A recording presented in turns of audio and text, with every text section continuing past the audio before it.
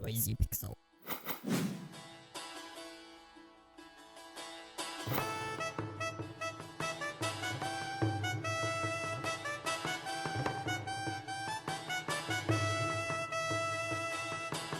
What's up, nerds, and welcome to another installment of What's So Good About. Today I'm going to talk about the PlayStation RPG Suikoden, or Suikoden, however you pronounce it. That's your thing. You do you. Released on PlayStation in 1996, Suikoden was the first installment of one of Konami's most memorable series. With the recent announcement of creator Yoshitaka Murayama's spiritual successor, Eiyuden Chronicle 100 Heroes, I thought there's no better time than to share my thoughts on this series.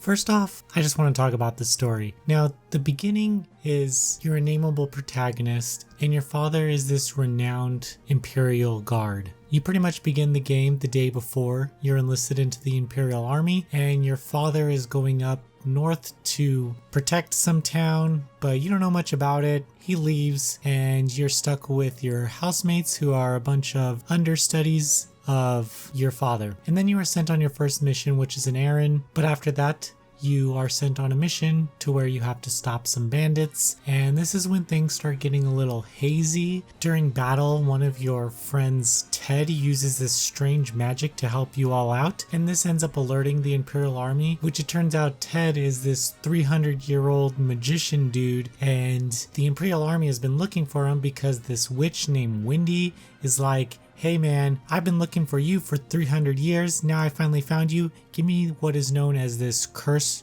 ruin." But then Ted uses it to transport himself back to you, the player, who then one of your friends turns on you and tells the Imperial Army, and fuck that guy, and then you have to run. Pretty much, and you turn into a fugitive of the state. Now all this time you still want to go back to the Imperial Army, but you know things are a little rocky right now, so you don't.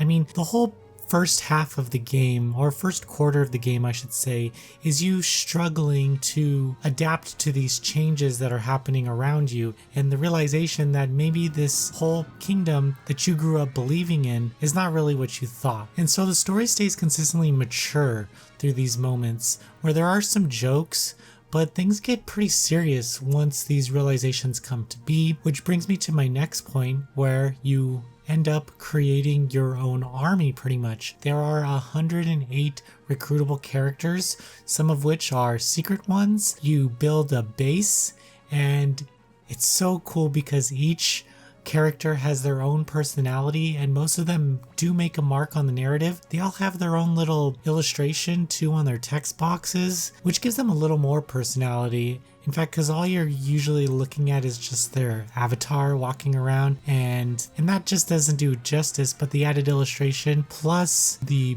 battle illustration really iron out their look. Also, this recruitable system forces you to talk to NPCs to find out more information about other characters, learn where secrets are, and get the most out of each town that you visit. A lot of RPGs don't really do that, to where you'll talk to an NPC and it'll say something random and then you'll move on. But here you kind of want to, because of how much you get out of it. And that'll lead me into the battle system, which first off, 6 character parties are just awesome, and that is what you have here. You have 6 characters ready to fight. The battle system itself is turn-based, but it's super straightforward. You have access to your typical attack, items, defend, but then there's these rune attacks and these unity attacks that are definitely more powerful and force you to create parties with characters who have these attacks with them, and just adds a certain layer of strategy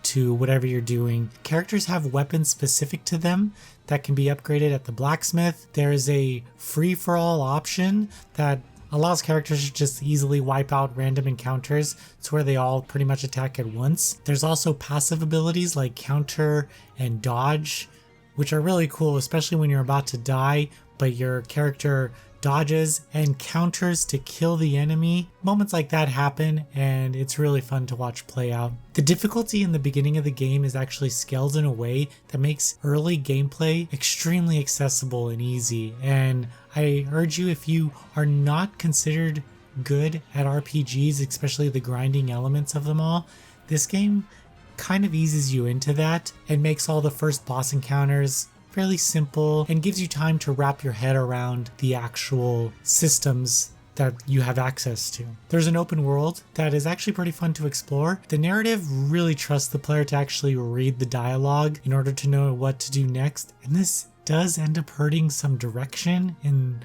certain parts of the game to where you just don't know what to do. And if you missed one text box that told you to go northeast somewhere, then you're pretty much stuck for a little while until you realize who to talk to retell you this information. The towns also have these mini games in them and various shops to visit. I would have liked a better item management system because in this game, your characters have to hand off items in order to equip them. While I liked that idea, I wish that I didn't have to move over shoulder pads and shields just to equip them. I wish they can just equip them automatically without having to share. So when someone asks me, what's so good about Suikoden? Well, the story, in fact, just begins with these recognizable beats, but quickly takes a unique approach at this rise to hero tale. You know, you begin with this confusion of the state and you quickly come into your own, and then you just become this powerhouse that everyone wants to get behind, and you really feel like you had an influence on that. It's something that rarely